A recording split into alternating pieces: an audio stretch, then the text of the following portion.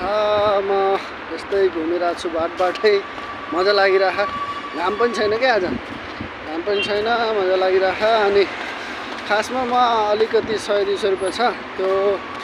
deposit गर्न गइरहेको छु यहाँ फेरि बैंक जस्तो नेपालको बैंक जस्तै डिपोजिट हुँदैन यहाँ के हुन्छ भनेपछि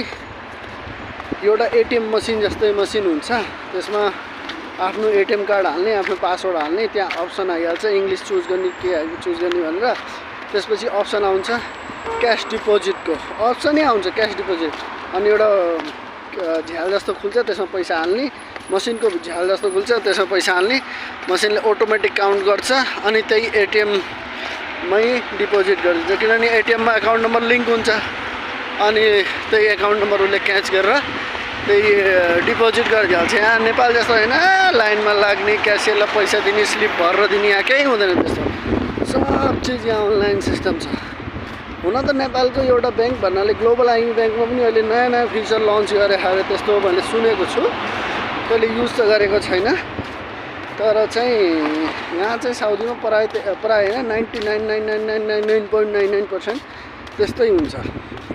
अब हामीलाई पैसा घर पठाउनलाई पनि बैंक जानु पर्दैन मोबाइल बैंकिङदेखि नै ट्रान्सफर गरिदिने कुनै झन्झट छैन 2017 मा थिएन है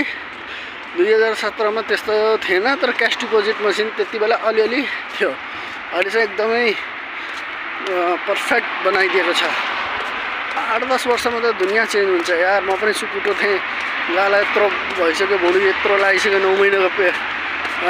बच्चा पेटमा भए जस्तो भइसक्यो समयले हर चीज बदलिदिन्छ भन्ने साँच्चै हो क्या हाम्रो नेपाल पनि अब बालेन सरकारले के गर्लान् कि भन्ने आश छ के रे के गरे भने त इमर्जेन्सी छुट्टी भए पनि लिएर भए पनि आफ्नै टिकट लिएर भए पनि भोट हाल्न चाहिँ गइन्छ अनि त्यस्तै लाडे झाडे रहेछ भने केपी र प्रचण्ड र फलाना ढिक्ना जस्तै रहेछ भने नमस्ते हजुर गर्नु अहिलेसम्म भोट हाले छैन नेपालमा तर यो सरकारले केही गर्यो भने हालौँला नि त अब